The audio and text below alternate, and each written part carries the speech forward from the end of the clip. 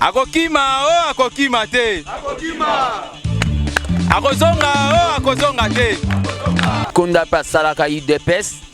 Pour votre information, Akufa Samuta Simbaye na salle Miba, na Kasa ya Beta Mutu na Mesa ba. Akufa. Un secrétaire général adjoint, est-ce que Azana pouvoir ya kobengisa congrès? Non. Loba kite okokufa le 19. UDPS viva! Viva! UDPS viva! Viva! UDPS viva! Viva! Viva! Viva! Tshisekedi Zipe Héros National. Joyeux anniversaire! Joyeux anniversaire, Richard!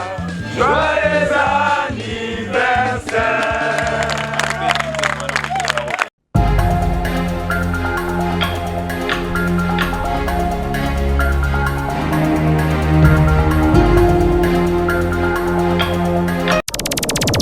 Télévision, la chaîne de la diaspora congolaise.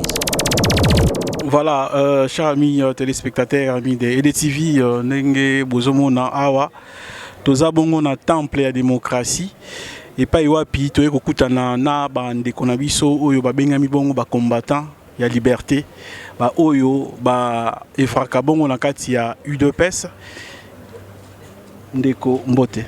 Mbote, Ndeko Richard, et Sengo Mingi, Yakoyamba Biso, Pekomona Lisusu, et bon anniversaire aussi. Merci. Mbote national. Mbote Ndeko Richard. Voilà, bandeko soki toye lelo awa na temple ya démocratie na esika oyo pambate actualité bino nyonso bozali kolanda toki ba nungu balobi congrès moko to conclave moko esalamaki quelque part et baponi bakambi ya mouvement moko kombo nango ebengami pe UDPS et que bazoya awa ko siéger na kati ya esika oyo yango biso toyaki na micro na biso to meka kokutana bandeko to tuna bango soki ba changer direction na bango bazui direction ya sika bazui bakambi ya sika après liwa ya papa na biso le patriarche héros national Etienne Tshisekedi yango toye awa pona toye bakozwa ba ngongo na bango maloba na bango bayibisa biso nini ezali koleka penza na kati ya parti UDPS ndeko bo changer ba dirigeant na kati ya parti. Non, tu changes de dirigeant, oyezo salama lelo et c'est salama nango. Donc, tout l'aime sous ba histoire à UDPS. Il y a eu des aventures et salama na époque il y a Dikonda pas salaka UDPS. Pour votre information, Akufa Samuta Simbaye na salle Miba, na Kasa ya Beta Mutu na Mesa ba. Akufa. Deuxième loko.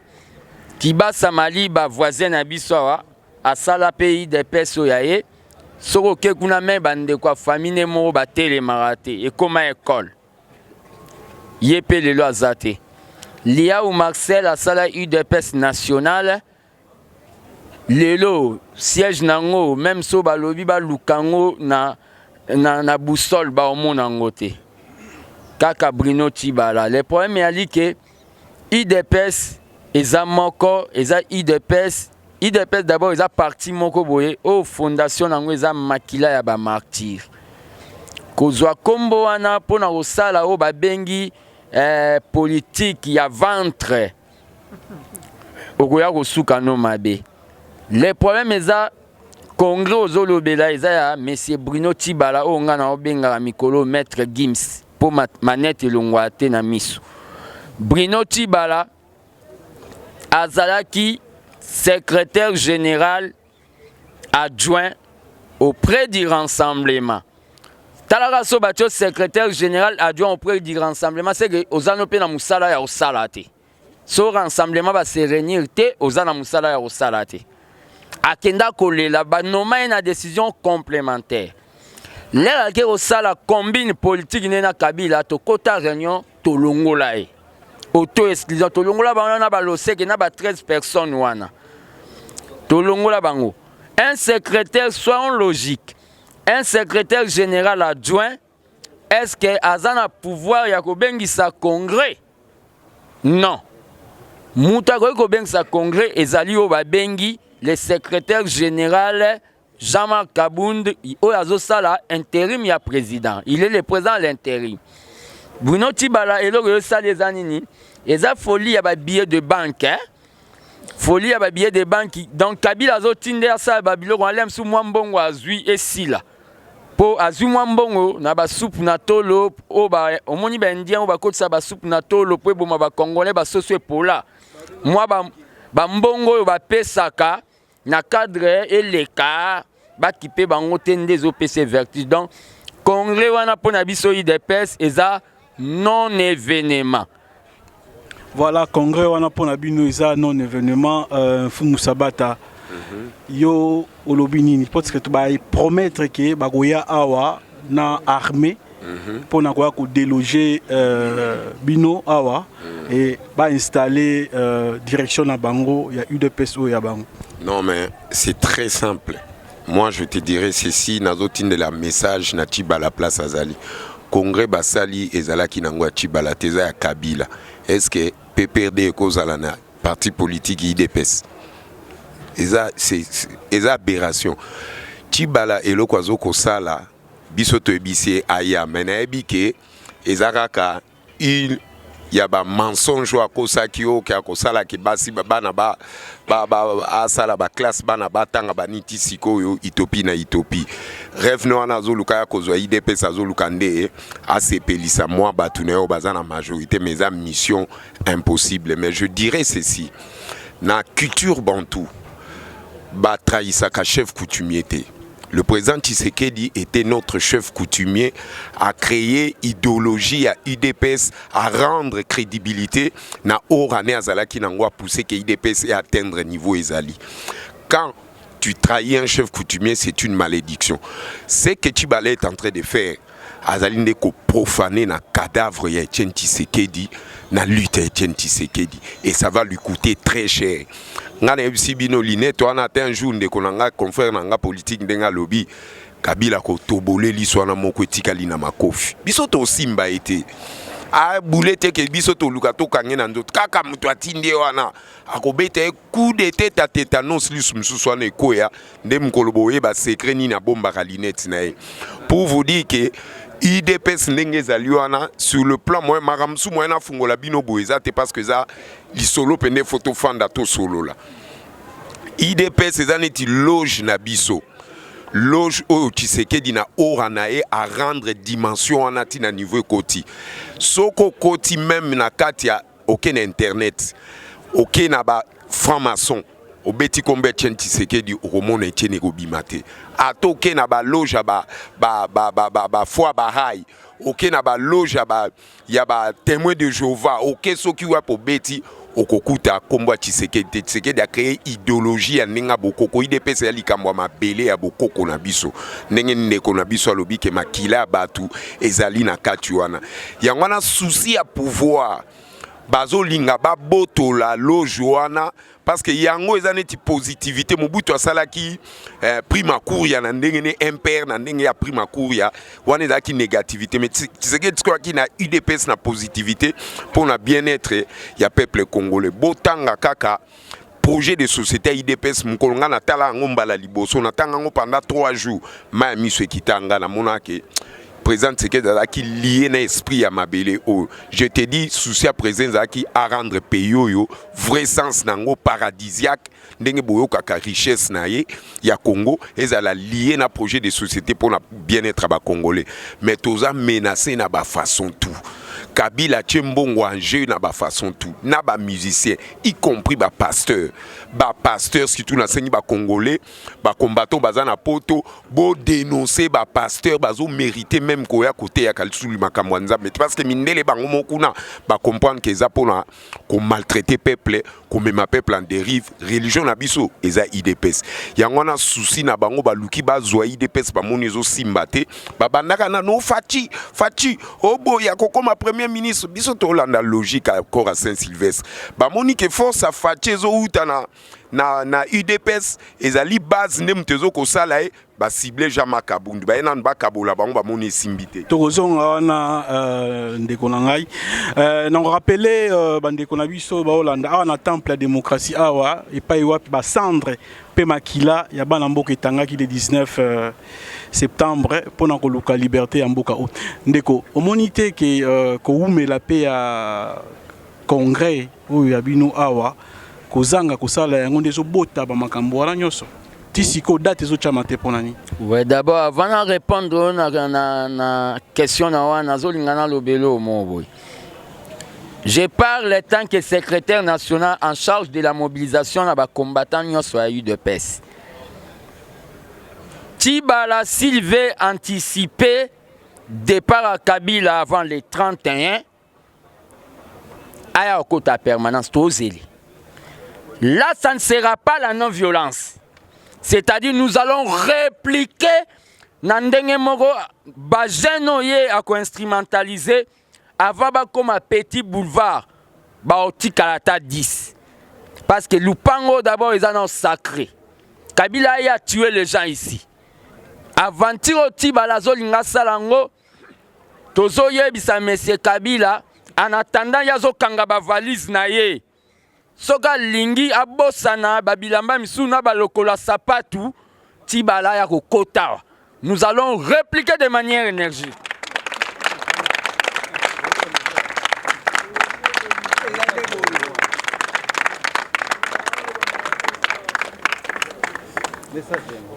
Par rapport à l'État congrès, moi Zolanda bisoté. Toko sala makambu na moment tomoni toko sala ngo sur les priorités.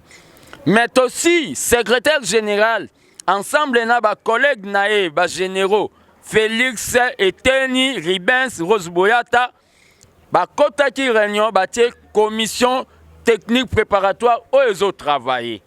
Et qu'on travaille pendant 30 jours pour na pour congrès ya UDPS et la réunion des amis tende tiba la salagina ba alosek.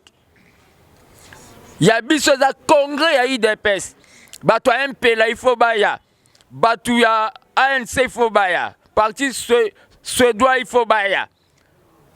Macron il faut baya. Bato na bango. Donc eza congrès ko yamba bato ebele. Pour UDPS eza partout dans le monde. Et Sengi va travailler pendant 30 jours. Bako pesa biso rapport na niveau présidence. Pour toyeba et ko senga combien de kiti bato bakoya o ya musika wana ozomona te ke ozomema biso na dimension ya congrès ordinaire mais sikoyo partisan a besoin de congrès extraordinaire pour remplacer les présidents. Et ça congrès extraordinaire mais ça doit être bien organisé à la dimension de l'UDPS. C'est-à-dire et ça congrès ya ba ramasi tende ti balazui papa moi avant dans la Mikondo a représenté président fédéral ya Chikap a payé $20. Non, on est un congrès responsable.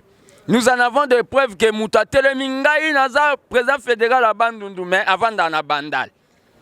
Les problèmes sont biso tozo organisé potoyeba nanya kokota te matière nini tokolobela pe élection ngo ekozandeni critérium ya ba candidat na présidence ezandengenini. Donc en rapport na congrès tozo travailler déjà. Donc pour na biso oyo tibala salinde kana lobaki pe na obeta sete eza non événement tibala il faut avoir courage net Yves Kisomba zwa l'air à Longwe MLC a kemba mo alati foulard jaune ya PPRD olia banda ko tergiverser alobake o IDPS enkoso IDPS ezamoko o biso tozalelo.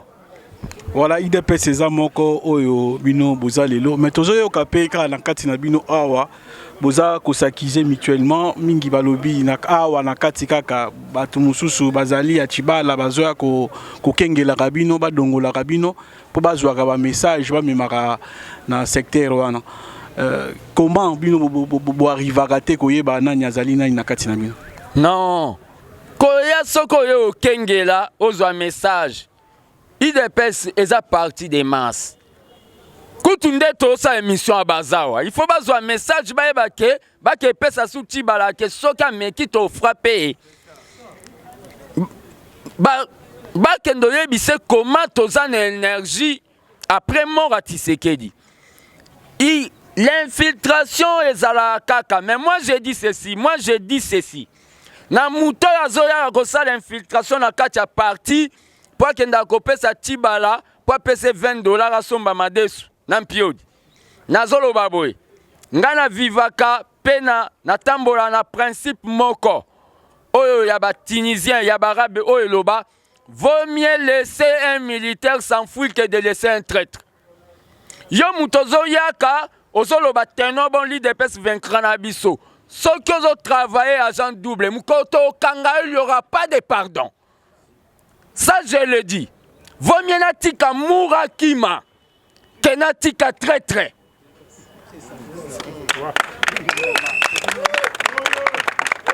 Parce que un traître les rosos salama kambuana ezali déjà netozo bomanga doublé. Moura kuta ko bomanga boye. Azaïd mais lion les rosos lianga pour vaut mieux natika soldat akima que natika traite. Message topé sa bango yangwana bango mo ba miyebi que IDPS tozana secret oyo te eza conscience. Ogoya koyoka mangambo ya IDPS o to loba na limité. Est-ce que yoka o ba loba na itu? Au moins te eloko e communauté kandenge fuma uta loba e communauté moins spiritualité moroboy. Muto IDPS o azana Kinshasa kansandele mona o azana mbandaka. À la même seconde. Muto IDPS o azana mbandaka kansandele mona o azana Kasumbales. Eza bilo moto éviter comment tu serais dans salle qui auto comprendre en côté.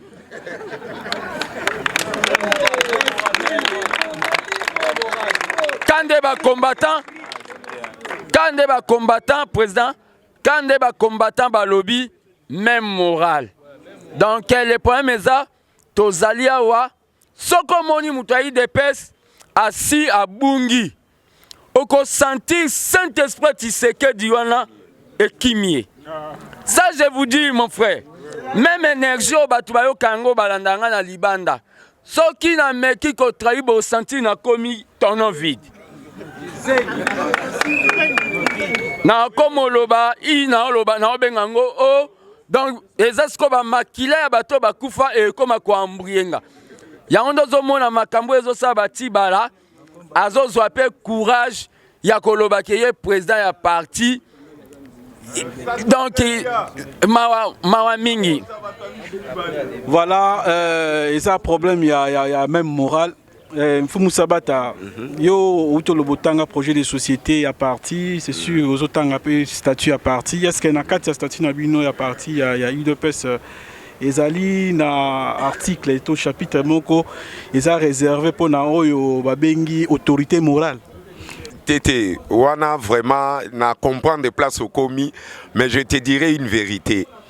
Tibala azosala o bazobenga improvisation oyo babengi mission impossible, improvisation moko suicidaire.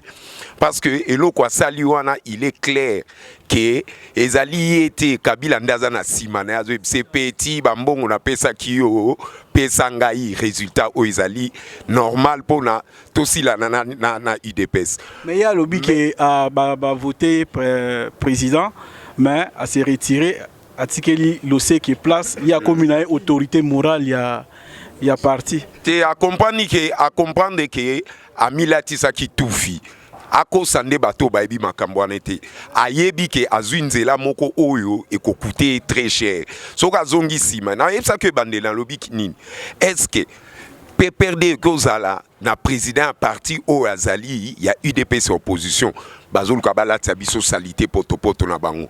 Mais moi je vous dirais que Tiba la place azali wana ayebi ke aza déjà maudit.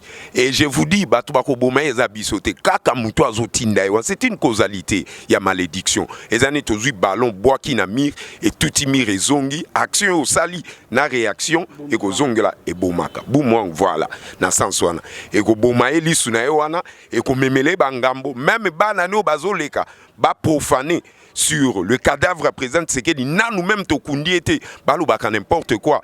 Moi je dis à Tibala Boy kanga eloko nazo ebiso ebi mfumu sabata bien oyebi nga nazala ki petit na yo o nazala ko liana pe manioki toza ko mela mai des fois ozo sire pe ba sapatu jour kutu batindika ona costume banda permanence na 10e ti libanda nga kutu mukuna kenda otiko ponozwa bis na nini na epsonobi na national zala calme OK ozaki na ba plan na yo diabolique na simobati obomba ki na simaliswa ne kufa mais aussi to comprendre ngo mais yeba ka yango boye que malédiction oyo ko o memi na kati ya famille na yo Tshisekedi akotika ota kolanda yo partout biso mokonde tozalia tozo kozela yo toyebi ke ozo planifier oko sabatuno wana ko yo ozo permanence na yebi ke za mission impossible parce que kindokyo mfumu sabata ou bien kindokyo jama kabunda zanango ou bien kindokyo ba nationaux bazali nango ozana ndokyo na te parce que oso longo esprit o Tshisekedi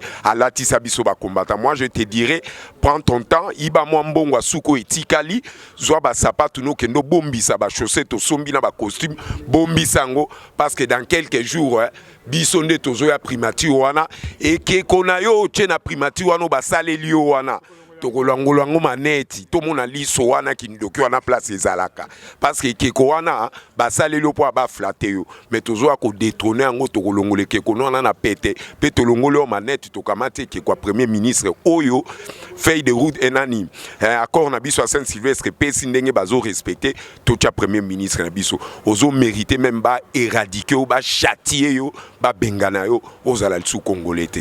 Voilà Tshibala lobi ye azali fidèle des fidèles ye ndem ndala ko koma ba discours nyonso ya président Tshisekedi ye mutana na secret wana mais comment bino bokoki ko rejeter Tshibala ndenga. Merci beaucoup. Tango zolo baboye na okana makanti moko boye na habité il y a un terme qui m'est venu en tête facochère. Bon na habité. Vous savez toloba d'abord avant de répondre na oyo ce qui te lobby que batu ya Tshibala bayaka cela ne dit pas que Tshibala a façonné déjà non. Bato bazan a tendance ya Kabila.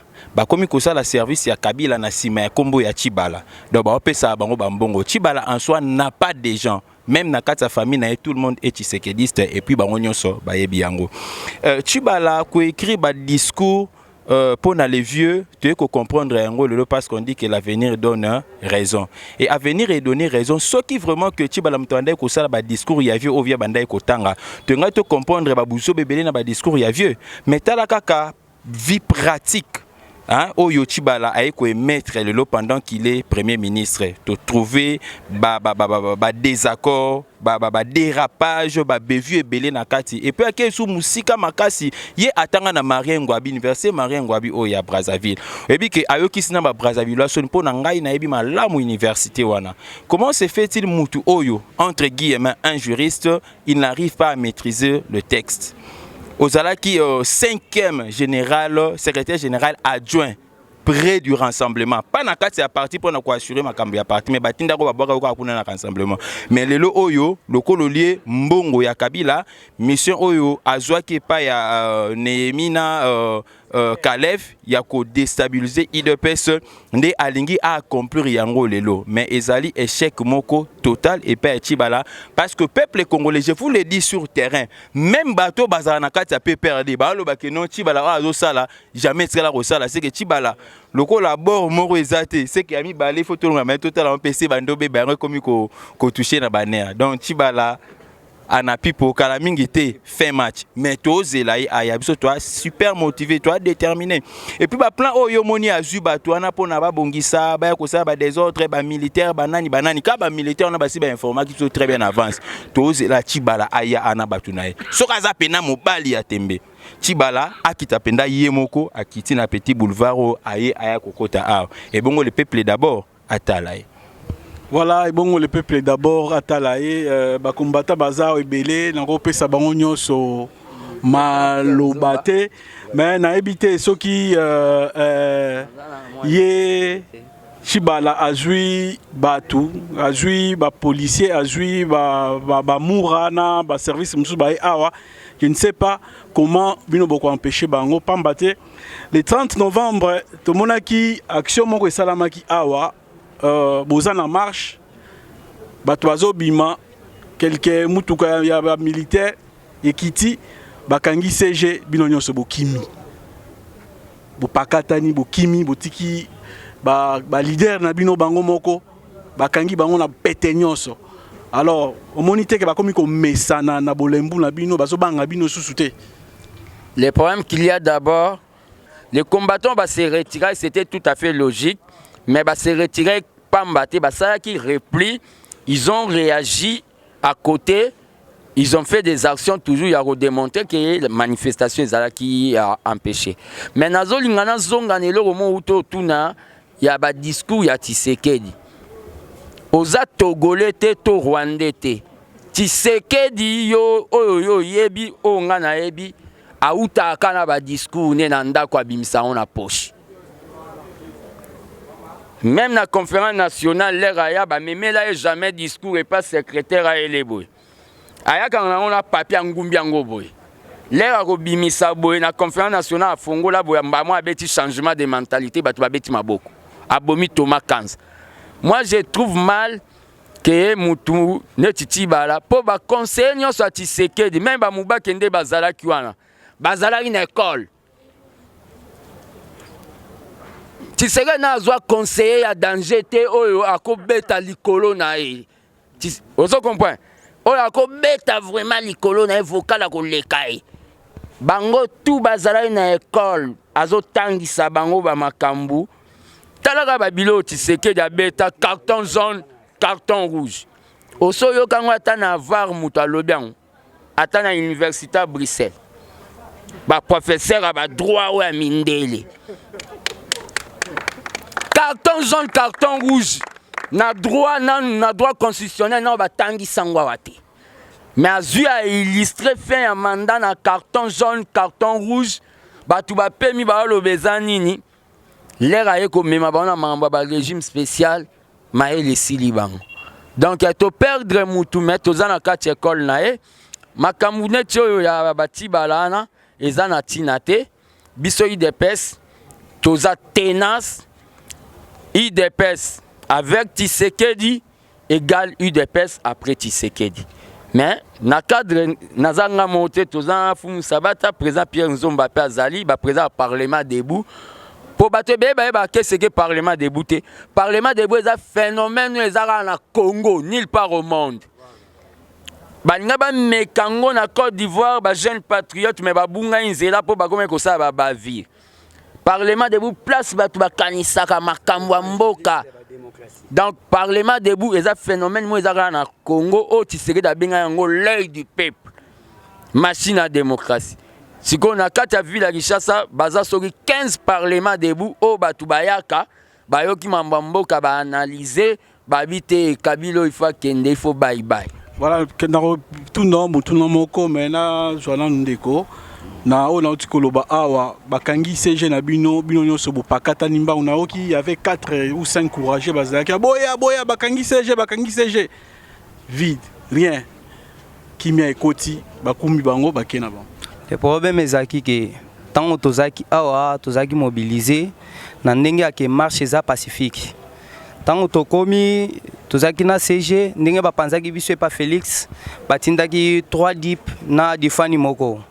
Tant to komi awa to kuti Martin Fayulu azaki CGP azalaki. Alobi boy to yebise ke mokonzi. Tant to zo bima awa to yebi ke baza libanda bazo zela ko bima na biso. To sila na bango mbala moko ou bien to sila na bango te. Alobi ke to tia na maboko. To tambula. Mutu akimate mutu abujeti.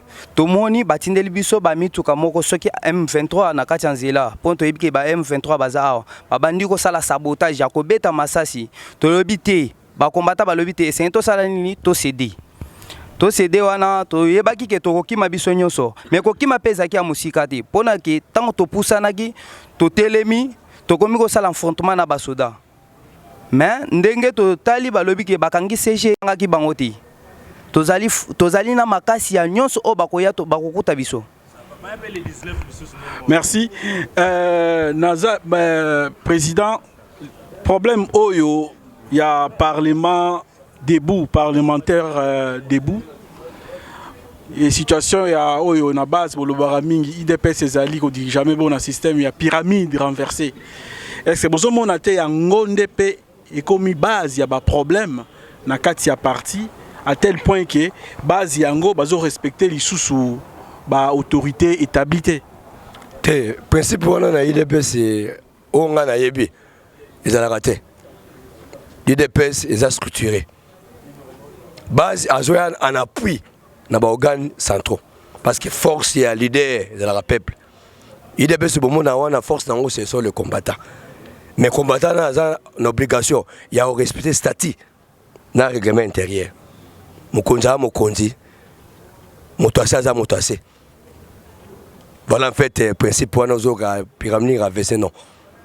Mais toujours constaté yango wana mutu nyonso akomi na parole, mutu nyonso akoki ko critiquer autorité na simplicité moko boye, c'est comme si ba texte peso za la paix appliquer te ba sanction zo za la pendate que moi laisser aller zokota. L'IDPS c'est prôner la démocratie.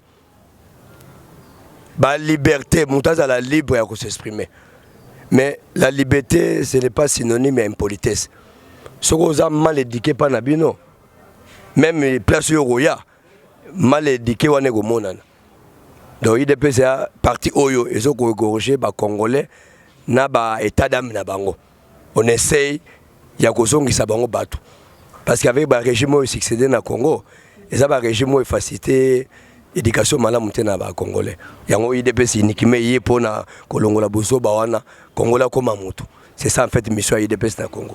Voilà, IDPS c'est ça vraiment école, il y a formation, il y a droit, et zali bon école, il y a formation, il y a démocratie, boyo ki bande konyo so awa ndenge ning balobi ndenge bazo maîtriser situation ya mboka, ndenge bazo maîtriser situation ya parti na bango, ba mususu ba na bango na kati ya ba structure te ya parti, mais combattant moko azuli loba a ozo sentir que maîtrise ya ba texte ya parti ezali maîtrise ya masolo ezali. Donc voilà to yaki awa na temple la démocratie pour na kopesa bino o bouti koyoka bomoni siège eza nango kaka na maboko ya ba combattant ezali na kaka na maboko ya ba oyo bino boyebi ezali na kaka na maboko ya bandeko oyo président Tshisekedi atikaki bango bongo na ba acte na o ya suka ya ba nomination ninga a placer ki bango.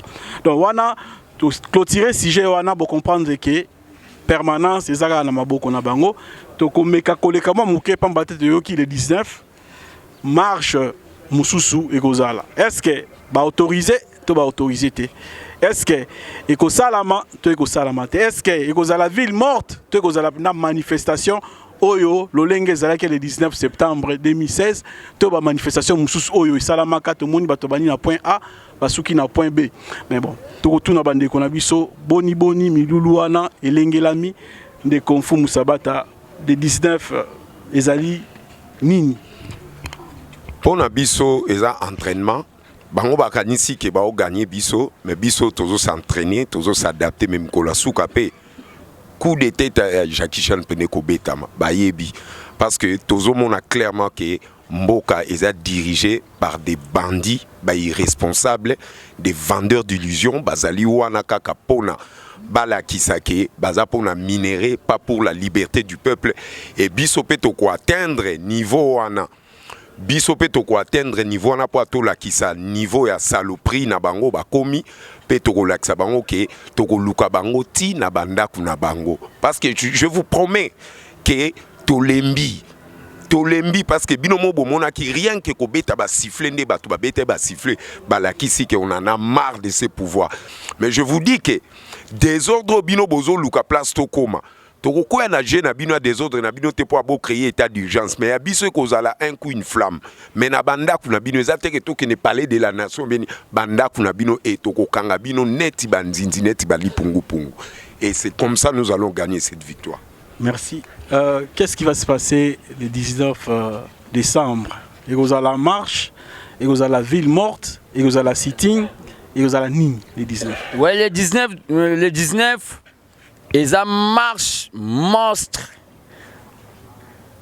pacifique active. Na lobby pacifique active. Et ça marche tozo sala. Toko se comporter te net Yezu. Opesi mbata ko opesi litama koto ba beta opesa su koto. Soki ba beti koto yo po zongise lié koto. Eza marche tozo salango le 19 septembre multiplié fois 10 combattre za boete. Le problème ezali article 26 de la Constitution lobby, on informe mais on ne demande pas l'autorisation. Oh bango bakomi koya koloba biso to senga ba autorisation na eza violation flagrante ya constitution. La constitution est en violée tous les jours. Bon, violation biso toza ba légaliste. Le problème est que tozo bima marche wana dans la non-violence. Mais la non-violence n'exclut pas la légitimité défense. C'est-à-dire, vie à Moutouza sacré na romiti kate soda kabila bomanga po naza non-violent. Non, wana mauvaise interprétation non-violence. Ce qui soda ayeli yo combattant na mbriema, il faut mon appel en mbriema. Eza boete. Nazo profiter tant que secrétaire national en charge de la mobilisation. Le 19 biso toza wana ba général obazo ka sonité ya komi benga général sans pitié. Mais nazo lancer le appel général Kasongo oleki Zingzong te, oleki Baramoto te, oleki roi de bêtes te nzimbi te. Et le problème ezali nazo lo banabino bato bo landa à travers le monde. Ce n'est pas tokomi le 19 bobando benga botuna ndeni kuna te. Bobando benga EDTV botuna ndeni kuna te. L'air biso tozo sala le 19 a kotia babas po Kabila kende. Bino pe libanda boko sa sitting mobo liboso ambassade ya Belgique. Ambassade ya RDC na Belgique.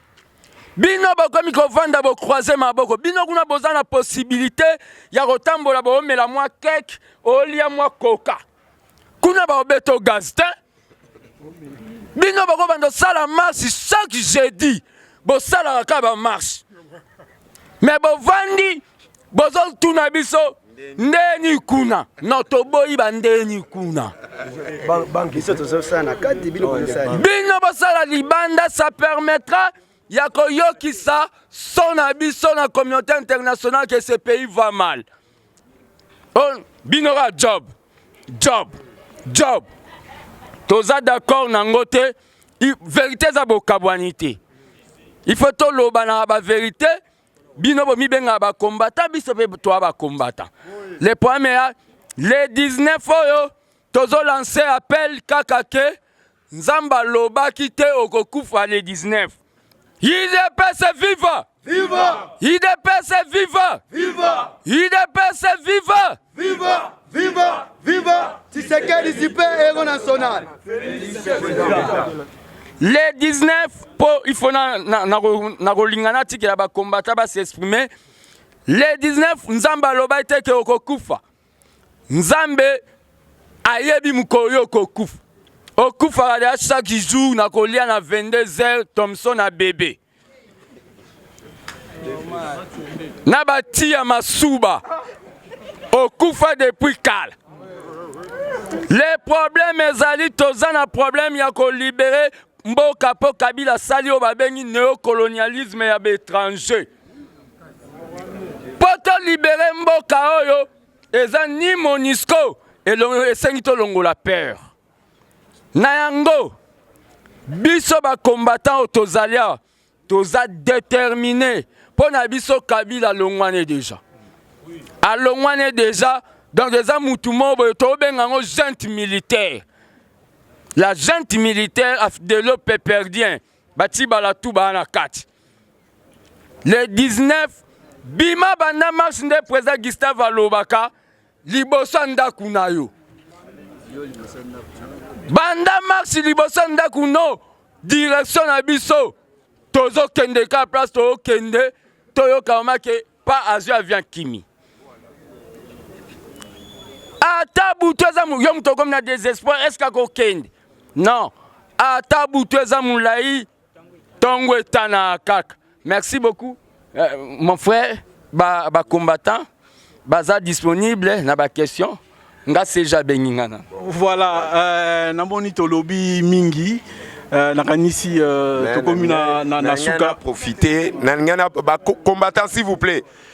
Oyo ndeko na biso Richard aza mobundeli munene bazali moins de 5 journalistes au baza ba vrai patriote nobi bien ba vrai patriote. Le anniversaire na ye na kosenga ke to fredonele moi mélodie na compte ya bana IDPS na compte ya temple ya IDPS soki toki ko salele moi mélodie.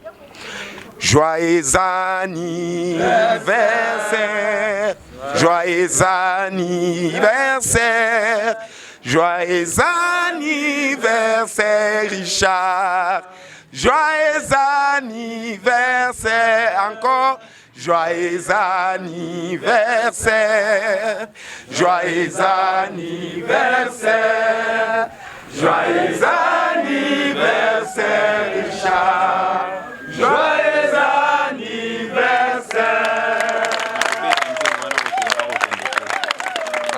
Merci.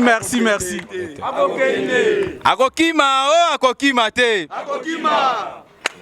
Akozonga te. Autaki na Tanzanie, akumbi de fao, ayaki awa na Congo, ayibi kombo na biso. Tosalisaki ba élection, ayibi biso victoire, mandat na yepe sila, alingi pe kokende te, ekana, ebongo soka chetembe, fimbu, chikote. Akokende le 19 décembre ezali mama na marche. Donc marche wana ezali que tozolongwa na biso kobanga parce que Kabila sait comprendre que il faut agrimacer peuple congolais pour na peuple congolais abanga ye afanda. Mais biso tolobi boye to même moral. Mikolo to komi na idéologie to lo baboye que non liwa eza destin. Donc so kuta nango betenga liwa eza ndene biso que non liwa eza destin. Donc se liwa tanga mai que non mukolo nga na odaye. Oyebi Kabila muza kufa likolo ya bebete. Muza kufa te kala na bara o baete. Na kati ya palais des marbres o sala boulot libanda bien bagarde. Mais liwa lokole zala destin mkolane tanga makaye adaya.